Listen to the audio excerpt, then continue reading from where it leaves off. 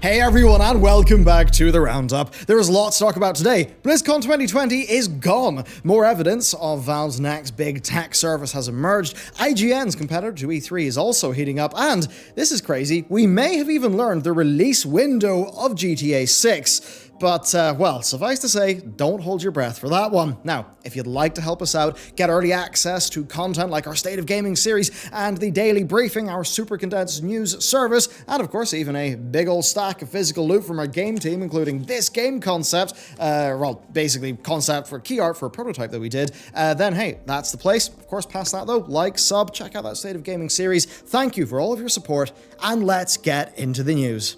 BlizzCon 2020 has been cancelled. This, of course, does make complete sense, right? Like, why? Well, there are two reasons. Best case scenario, we'll be in a far better state by November globally, but we still won't be able to cram 20,000 plus people into one sweaty convention center for, very clear reasons. Now, the second scenario is that, we end up dealing with a second wave, but the point is that either way, the level of uncertainty, that is obviously to the point where putting in the massive expense of putting the con on just wouldn't really make that much sense. Now, this is all expected, but I've got to be real with you. What I did not expect is that there will not be a digital replacement until early next year. And this does throw a little bit of a spanner in the works, because BlizzCon, well, that's where Blizzard do almost all of their big announcements. And that actually means we do have a fair bit of analysis to do in this video. So Diablo 4 is clearly their furthest away game in terms of release date. Overwatch 2 somehow is still decently far away, with Jeff saying last year that we'll still be talking about it at the next BlizzCon, indicating, a very late November or December 2020 release date at the earliest, and probably 2021, for an actual release. So my expectation is still Overwatch 2 2021, with World of Warcraft Shadowlands being Blizzard's main release this year. I think we would then be expecting WoW's 10th expansion in 2022. Then Diablo 4 could also release in 2022, or it could be 2023. I think either is quite possible there. Now, really, I think Blizzard's lack of an immediate digital replacement that's happening around the same time as BlizzCon, that does suggest to me that there won't be any big announcements. If they had planned a massive announcement, then I would have, imagined that they would move heaven and earth to do their own digital event. Now, they do say that there are challenges in doing a digital event and all of that stuff, but looking at the rest of the industry, we know that one can be put on, right? And that, from now to November is easily enough time to actually get something like that going. So it seems to me that yes, it would be hard to do, but also they maybe didn't see the need to do it right the hell now. And that does make me think that this would have been a smaller BlizzCon anyway if it was to happen in November, and that with a delay, not causing them to lose out on that much, it would just make more sense to do a digital event later on, but to actually do it well. It could then also be that if a few of their teams for the bigger announcements are just a little bit held back because of all the stuff that's going on, that a little bit more breathing room, a few months more breathing room would actually be quite nice if they still wanted to hit their targets for a major announcement, but of course just, in Q1 of 2021 rather than in Q4 of 2020. Now that said, there is plenty of room for announcements this year because Blizzard are a partner for Jeff Keighley's Summer Games Fest. After all, the WoW Legion expansion was announced at Gamescom, though I would say that particular instance is more down to, external factors regarding the health of World of Warcraft at that specific time. So for potential announcements this year, I'd say the largest but still plausible thing would be an Overwatch 2 release date, but to be honest, I don't think that there's a high probability of that happening. Now past that, there are other games like Heroes of the Storm and Hearthstone that could have their own announcements. Now those are games that I don't think can hold a BlizzCon in terms of announcements, but they both do have these sort of semi-regular update cycles that Blizzard usually do like to still roll the red carpet out for, so I'd imagine that.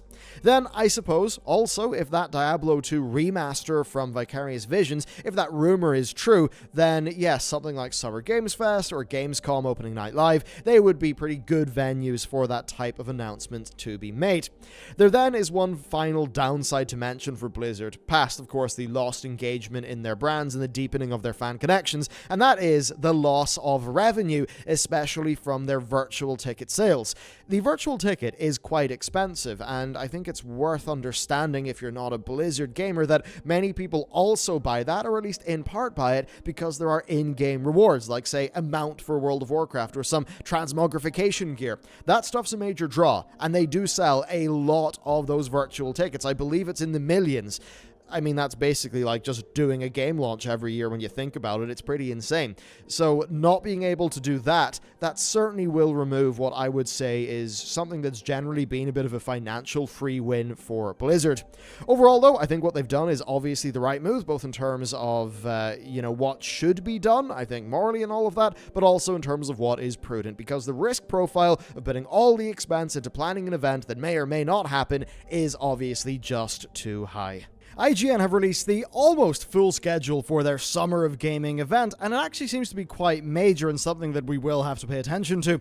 The expo part of it on June 5th, 8th, and 9th is going to have game reveals, trailers, demos, and more, plus some interviews. And basically, they've positioned this expo to work alongside the other announcements and the showcases from their partners like CD Projekt Red. Not all of that is set in stone, though, and sort of tying into our previous segment, Blizzard themselves are an example of a company who are actually signed up with IGN, but they don't actually have a date locked in. Overall, I'd say that just looking at like the chart that they've released, it seems like a pretty impressive showing for IGN. It definitely seems like they're trying to position themselves as a prime alternative to E3, I guess in much the same way that Jeff Keighley in his Summer Games Fest is also trying to do the same thing. So there you go, with the sheer amount of content on display and still some more to be added, I guess IGN might actually achieve the goal there. And at the very least, it's going to give us lots of stuff to talk about on the channels, and certainly this is going to be a more interesting summer for games coverage than most, because instead of it all just being clustered around a few very small dates, it now is going to be a hell of a lot more spread out. Let's hop over to Valve news. Lines of code within the latest Steam client update once again actually point to the existence of Steam Cloud. Now, it has been rumored for quite some time that Valve are working on their own cloud gaming service, and this latest discovery marks the first time we've heard about this service since last year. Now, there's still nothing confirmed officially from Valve. At the last year's stuff with just some details that SteamDB actually unearthed.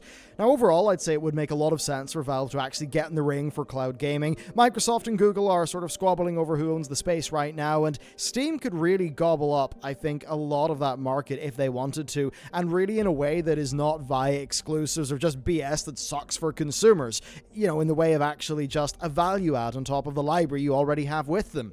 Now, they already have the likes of Steam Link and Steam Remote Play, so add into that a service that would allow you to stream games without your PC, then Steam would be golden. And yeah, even if AAA games don't sign up, I can imagine that this would be a great value for indies, right? Because now the customers of those indie games would be able to play those games pretty much wherever they are. And I think that would be pretty fantastic, especially if it's done in a Valve-like approach where there's no exclusives, there's none of that bullshit. It is just some extra stuff that you get just for being on their platform. Then sticking with Valve, well, they've also sent out their first round of invites for the Artifact 2.0 beta. Invited players should actually be able to immediately see the game on their account, so grats if you were lucky there. Now, this round of beta testing is specifically focusing on usability and bugs, so it's not majorly newsworthy right now, and they said that while feedback and other topics is welcome, they're emphasizing that stability is basically that and usability are their focal points right now. Interesting that they say usability. I'm imagining they just want their general UI flow and stuff like that to feel a lot better than it did previously. So yeah, overall here, not a massive update, but it does seem like Valve are actually committed to fixing up this game that ended up being pretty busted, and that is certainly nice to see, though.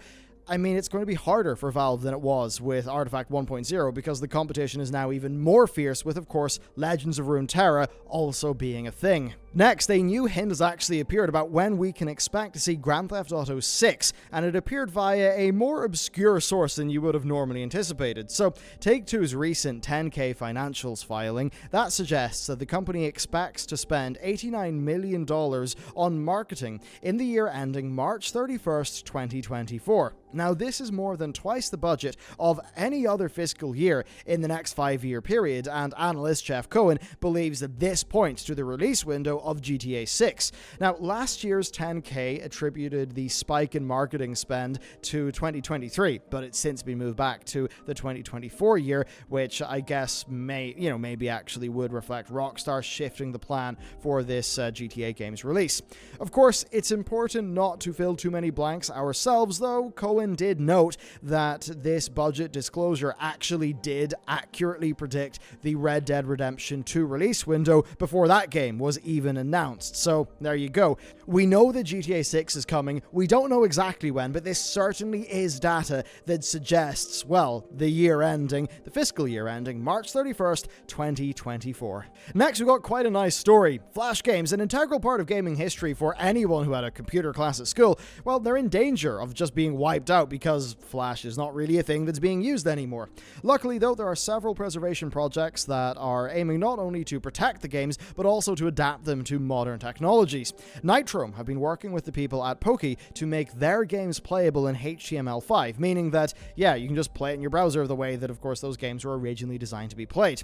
Now, the first game, Bad Ice Cream, is out now, and the site is determined to have their entire 130 game catalog be running in HTML5. And these aren't lazy ports or anything, these actually run off code pulled from the original Flash files, and basically it functions a bit more like an emulator. Now, there's still work to be done in ensuring that each game, is its best version, right? But it is encouraging that this is happening and that this era of gaming is actually being preserved. And I suppose to end this segment, I would like to know, if you were to leave a comment on this video, the one that I'd be interested in is, what were your favorite Flash games from back in the day? Let me know, and let's move on to the next story. A Japanese tech journalist has teased a, quote, huge scoop for the June 4th issue of Famitsu, promising that his revolutionary story will rile up the games industry. Yeah, he certainly is talking it up. Now, this allegedly will be on par with last year's Wired exclusive on the PS5 that pretty much unveiled the core of what it was going to be doing. Unfortunately, he said little beyond that, but he may have let slip that the story is related to Sega. Now, it is their 60th anniversary on June 3rd, so perhaps that would make sense, and maybe Sega have got something very big planned. But for now, though, of course, it is just one big tease. Something that you probably don't expect a game uninstall process to do is to wipe your SSD, but that seems to have been what has been happening with Minecraft Dungeons. Now, basically, right, if the game was installed in a custom location, then the Minecraft Dungeons launcher would just assume that only files written by the launcher would live on that drive, and the uninstall logic would then delete everything in the install location folder to ensure that no files were left on the disk. Yeah, so not really ideal. Basically, we just nuke out your SSD. Now, the fix revolves around a bootstrap update that will only delete files that are known to the launcher in the install location. A bit wild this happened, and according to them, the team, look, they handled this pretty well in terms of fixing it quick, but they actually said that they never considered that players would create a custom install location.